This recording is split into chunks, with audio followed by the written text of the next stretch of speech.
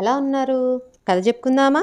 శివయ్య ఒక పాదంతో నిలబడి ఉండడం, అలాగే బ్రహ్మ విష్ణువు అటూ ఇటూ ఆయన పక్కన అలా ఉండడం, ఈ విగ్రహం విశిష్టత దాని గురించి తెలుసుకుందాం. అలాగే మనము పంచభూత లింగాలలో ఇవాళ జంబుకేశ్వర లింగం జలలింగం గురించి తెలుసుకుందాం. అనగనగనగా తమిళనాడులోని తిరువనై కావల్ అనే ఊరు. అక్కడ శంభుడు అనే శివభక్తుడు ఉండేవాడు. ఆయన కనీసం మంచినీరు కూడా తాగకుండా శివయ్యకి రోజు పూజలు చేసేవాడండి. అయితే ఒకరోజు శివయ్య అనుగ్రహించి ఏం వరం కావాలి కోరుకో అంటే, స్వామి నిన్ను రోజు ప్రత్యక్షంగా పూజించాలని ఉంది అని అన్నారంట.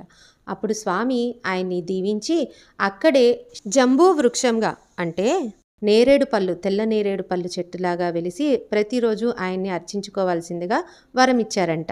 ఇంకొక కథనం ప్రకారం మహాదేవుడు పార్వతీదేవికి శివజ్ఞానాన్ని ఇక్కడే బోధించారు అని తెలుసుకోవచ్చు. అందుకే ఆవిడ అక్కడ అఖిలాండేశ్వరిగా వెలిశారు. ఇక్కడ వీళ్ళిద్దరికీ కళ్యాణం జరిపించరు, ఎందుకంటే వారిని గురు శిష్యులుగా భావిస్తారు. ఇక్కడ ప్రతిష్ఠ చేసిన అఖిలాండేశ్వరి అమ్మవారు నిల్చున్నట్టుగా ఉంటారు. శంకరాచార్యుల వారు అమ్మవారి ఉగ్రరూపాన్ని ఆరాధించి శాంతస్వరూపినిగా ఇక్కడ ప్రతిష్ఠ చేశారు అని అంటారు. అమ్మవారి కర్ణ ఆభరణాలకి శంకరాచార్యుల వారే శ్రీచక్రాన్ని అమర్చారు అని కూడా చెప్తారు.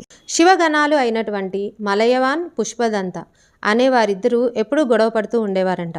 వారిద్దరూ ఒకరినొకరు శాపించుకొని ఏనుగులాగా సాలెపురుగులాగా పుట్టాలి అని అనుకున్నారంట.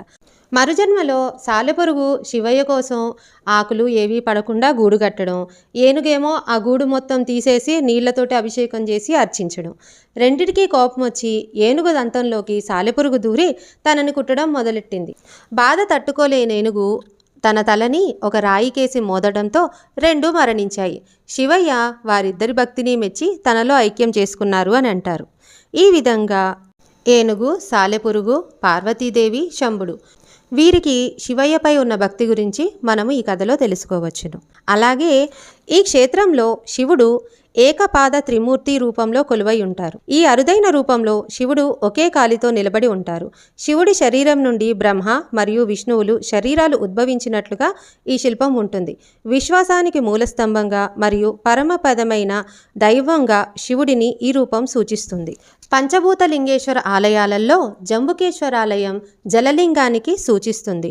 ఇక్కడ శివలింగం దగ్గర ఎప్పుడూ నీరు ఉద్భవిస్తూనే ఉంటుంది, కానీ ఎక్కడి నుంచి వస్తుంది అనే విషయం మాత్రం ఎవరికీ తెలియదు. పూజారులు అది చూపించడం కోసం ఒక వస్త్రాన్ని శివయ్యకి చుట్టూతా పెట్టి ఉంచుతారు.